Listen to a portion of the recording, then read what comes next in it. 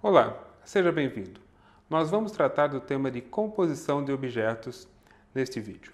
É um mecanismo importante para o reuso de código e você vai perceber que ele economiza muito serviço para a gente. Funciona exatamente da mesma maneira no C++ e no Java. Nós trabalharemos hoje com alguns exemplos em Java, mas a portabilidade para o C++ é direta. Eu sou o professor André de Angelis, da Faculdade de Tecnologia da Unicamp. Você está no Café Forte Academic Channel. Fique conosco.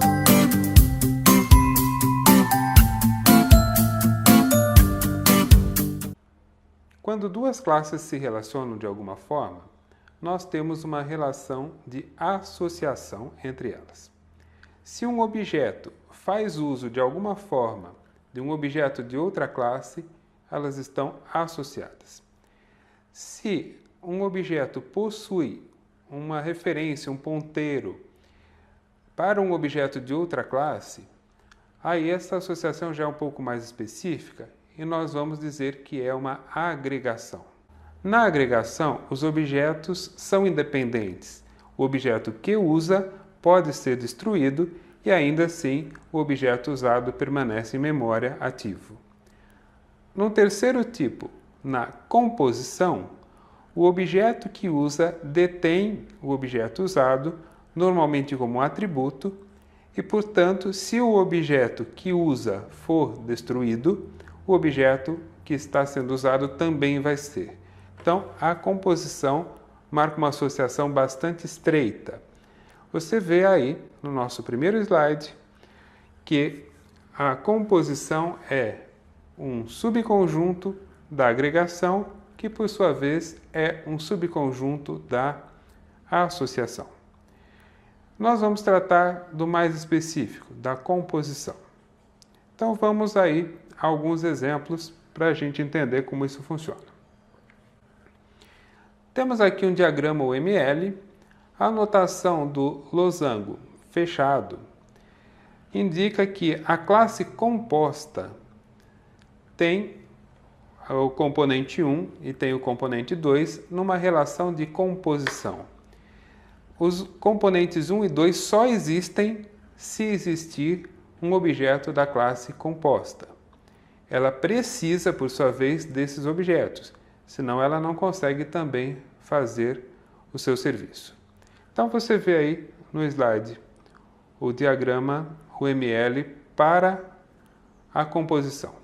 Agora nós vamos olhar um pouquinho mais perto, vamos ver isso com um pouco de código.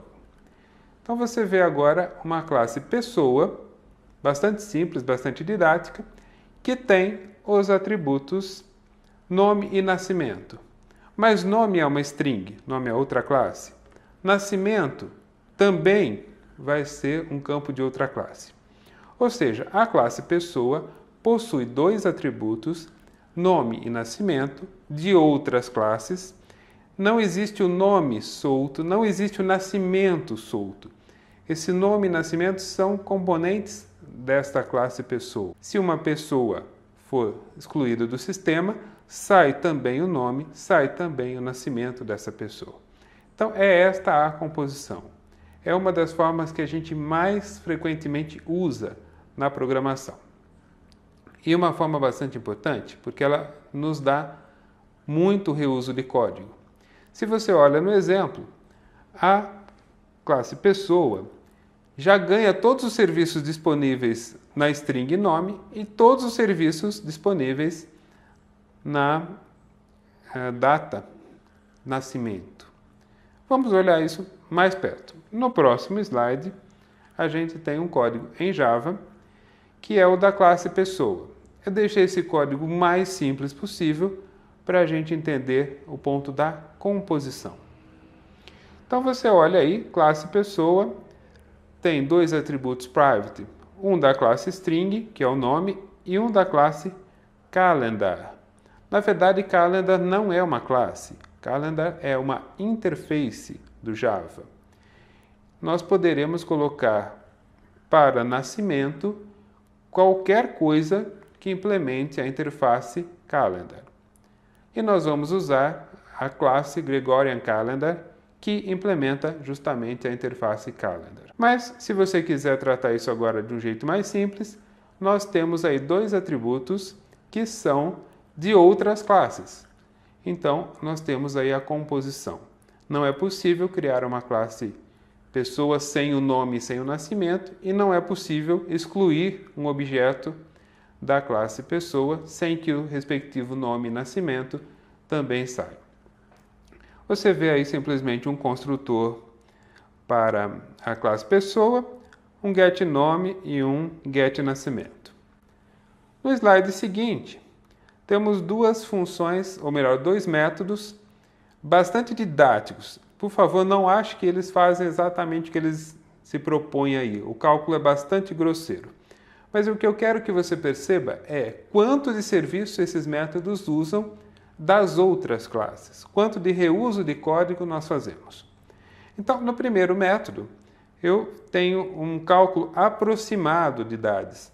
Nós não estamos considerando anos bissextos e outros detalhezinhos aí de precisão, mas é um cálculo bastante aproximado.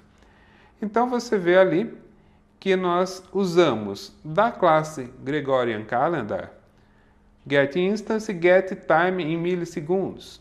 Ou seja, nós já estamos usando um monte de código que não escrevemos. Eles podem ser usados pelo nosso programa porque eu fiz uma composição, então eu reuso o código de outras classes que já estão prontas. Nós vemos na função seguinte, na função booleana é_parente, é uma brincadeira aqui, tá? Para ser parente, eu só comparo se o último nome é igual. Então, vamos lá. Nós isolamos o sobrenome com os métodos substring, com os métodos lastIndexOf e toLowerCase.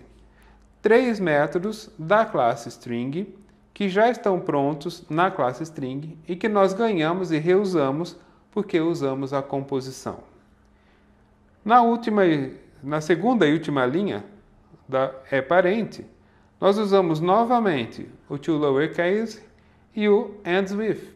Nós usamos então 5 métodos da classe string, nós usamos alguns métodos da classe Gregorian Calendar e no código seguinte, na função toString, nós usamos ainda o método get da classe Gregorian Calendar e nós usamos da interface Calendar 3 constantes, day of month, month, year.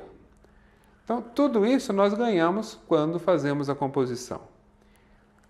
Eu quis colocar esse exemplo porque nós sempre demos muita ênfase na herança, estruturar códigos com herança. Mas você deve saber que algumas vezes, ou muitas vezes, você vai usar a composição. Uma pessoa não deriva-se de string, nem ao contrário. Uma pessoa não deriva-se de Gregorian Calendar, nem ao contrário. Mas a composição correta dessas classes faz uma classe pessoa com muito potencial, com uma classe que tem muito serviço a oferecer, com muito pouco código escrito. E aqui nós vemos no próximo slide este código funcionando. Você vê aí a classe composição. Eu joguei todo o serviço no método main. Então nós criamos duas instâncias de pessoa. Cidadão com José da Silva e outro com Antônio Carlos Silva. E agora nos comentários você vê quanto serviço nós estamos aproveitando, quanto código nós estamos reusando dessas classes, porque nós usamos a composição. Então, system_out_println cidadão, implicitamente o método toString da classe pessoa, que usa aqueles 5 serviços da classe string. Println idade aproximada, get idade aproximada em anos. Também nós usamos o serviço da Gregorian Calendar, que não aparece aqui. Quem olha a classe composição não vê isso. Mas nós que criamos a classe pessoa, compondo essa classe com outras, nós sabemos quanto serviço está sendo ganho porque nós fizemos dessa forma. Vale também aí o cidadão getNome to uppercase. Você vê a saída de tela desse trecho de código logo abaixo. No slide seguinte, usando a segunda instância da classe pessoa, nós basicamente fazemos a mesma coisa. Eu reforço nos comentários aí quanto de serviço você está ganhando e nós usamos aí finalmente aquele método parente e se os dois sobrenomes coincidem, os dois últimos nomes coincidem, a gente imprime esta mensagem que você vê aí no final da saída de tela. José Silva e Antônio Carlos Silva são da mesma família. Lógico que isso aqui é mais uma brincadeira, mas eu quero que você perceba mesmo que nós estamos realmente usando muito serviço, reusando o código de uma forma inteligente, de uma forma correta, de uma forma clara e limpa. Então, esse é o efeito da composição. Você fazer um reuso de código, você ganhar muito serviço pronto a partir de classes que já estão escritas. Agora que você já conhece o mecanismo de composição, crie suas classes adequadamente. Faça a composição e ganhe realmente muito serviço pronto. Você está no Café Forte Academic Channel, programação orientada a objeto bem explicada. Eu sou o professor André de Ângeles. Espero você no próximo vídeo.